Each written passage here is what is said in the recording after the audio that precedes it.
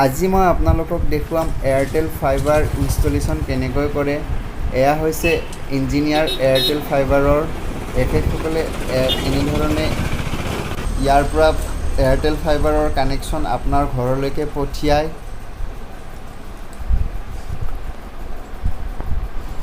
প্ৰথমতে আপোনাৰ fibre join কৰিবৰ কাৰণে এটা মেচিনৰ সহায়ত এখেতসকলে এটা প্ৰচেছত এনেধৰণে ফাইবাৰটো জইন কৰে। প্ৰথমতে ফাইবাৰটো জইন কৰি লয়।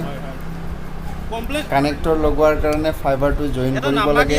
সেইকাৰণে ফাইবাৰটো এই মেচিনৰ সহায়ত আপোনাৰ ফাইবাৰডাল জইন কৰি লয়। এইখিনি প্ৰচেছ হোৱাৰ পিছত আপোনাৰ ঘৰৰ ভিতৰলৈকে এয়াৰটেলৰ ফাইবাৰৰ তাঁৰডাল ভিতৰলৈকে লৈ যোৱা হয়। ইয়াতে ছেম প্ৰচেছত আপোনাৰ ৰাউটাৰৰ লগত কানেক্ট কৰাৰ কাৰণে আপোনাৰ ফাইবাৰটো ইয়াতে মেচিনৰ সহায়ত জইন কৰা হয় আৰু ফাইবাৰটো টেষ্ট কৰা হয়।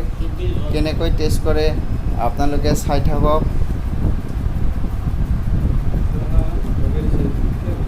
প্ৰথমতে জইন কৰি লোৱা হয়। তাৰপিছত এই সৰু মেচিনটোৰে ফাইবাৰৰ পাৱাৰটো চেক কৰা হয়। গোটেইখিনি কমপ্লিট ঠিকে থাকিলে ইয়াৰ পিছত